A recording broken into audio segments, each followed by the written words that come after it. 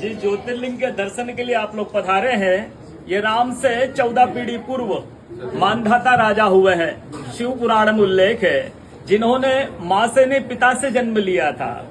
उनकी तपस्या से ये शिवलिंग प्रकट में स्थापित लिंग नहीं है। जिस प्रकार आरती करते हम प्रण अक्षर के मध्य, ओम अक्षर के मध्य, यह तीनों एका, जय शिव ओंकारा।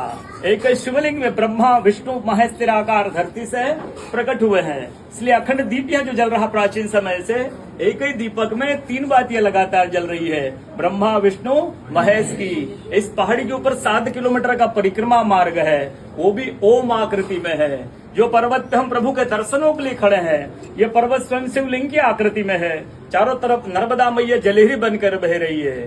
पूरे 12 ज्योतिर्लिंग में शयन आरती होती है, लेकिन बाबा का विश्राम ओंकारेश्वर ज्योतिर्लिंग में है, तो उनके शयन के लिए झूला पल्ला चौपड़ पासे बिछाए जाते हैं। बाबा यहाँ विश्राम करके 3 बजे रात उठकर महाकालेश्वर जाएंगे, वहाँ स्नान करेंगे। इसलिए वहाँ का भस्म आरती प्रसिद्ध है, यहाँ का शयन आरती प्रसिद्ध है। शिव पुराण में भी कथा आती है, महिलाएं 16 सोमवार व्रत करती है, उसमें भी कथा आती है। क्या कथा आती है?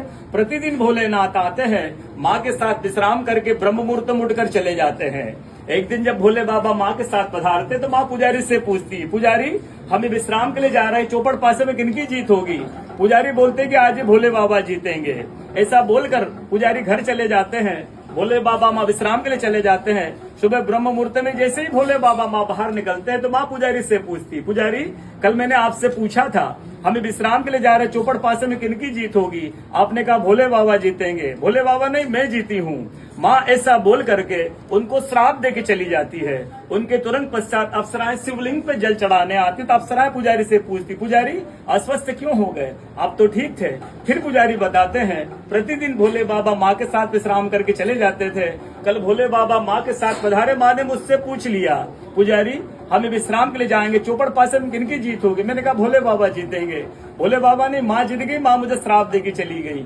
अप्सराएं बोलती चिंता न करो, हम अंदर जाकर शिवलिंग की पूजा करके आते, फिर इसका उपाय बताएंगे। अप्सराएं अंदर जाकर के शिवलिंग की पूजा करके बाहर आकर बोलती, पुजारी आप 16 सोमवार व्रत कीजिएगा, व्रत करते ही स्वस्थ हो जाएंगे, व्रत करते ही ठीक हो जाएंगे। ये वो कथा का दर्शन प्रतिदिन होता है।